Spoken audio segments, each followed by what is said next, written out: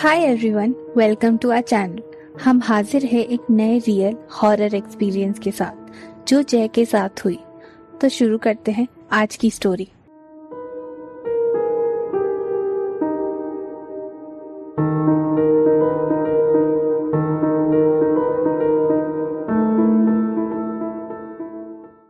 जय कहते हैं उन दिनों में कॉलेज का स्टूडेंट था।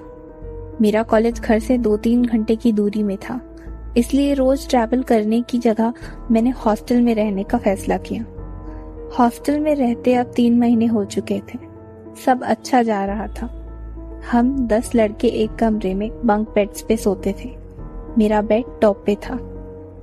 एक दिन आधी रात को मेरी नींद खुली। उस वक्त गर्मी का मौसम था, पर पता नहीं मुझे क्यों इतनी ठंड लग रही थी। मैं अपनी दूसरी तरफ मुड़ा। जब मैंने अपने सामने देखा तो एक बूढ़ी औरत खड़ी थी दरवाजे के पास, पर उसका चेहरा साफ नहीं था।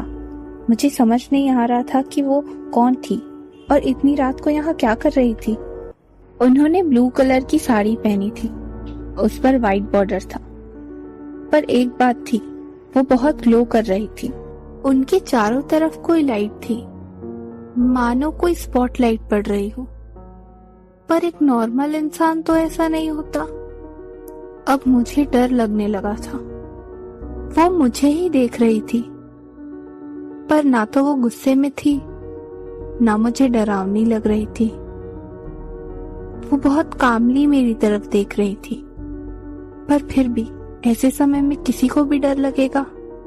मैं कुछ बोल भी नहीं पा रहा था। मैंने अपनी आंखें फिर बंद कर ली और मन में हनुमान जी का ध्यान किया।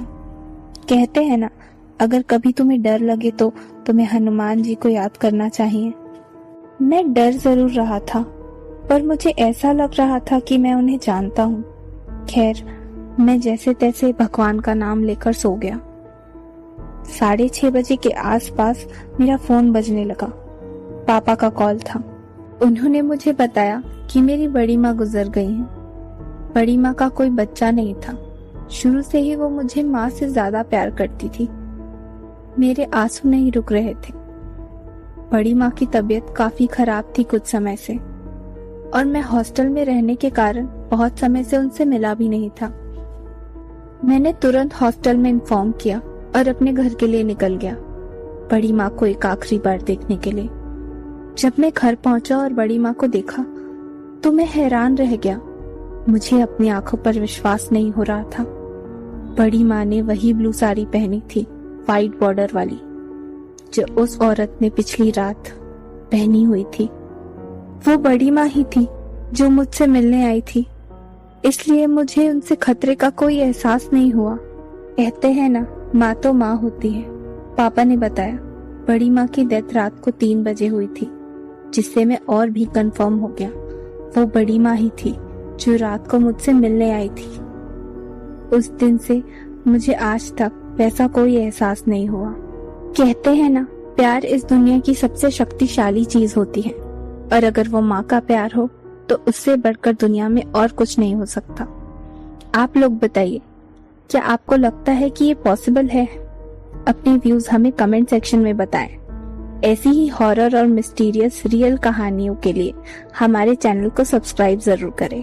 हम आपके लिए ऐसी कहानियां लाते रहेंगे। Thanks for watching. Signing off.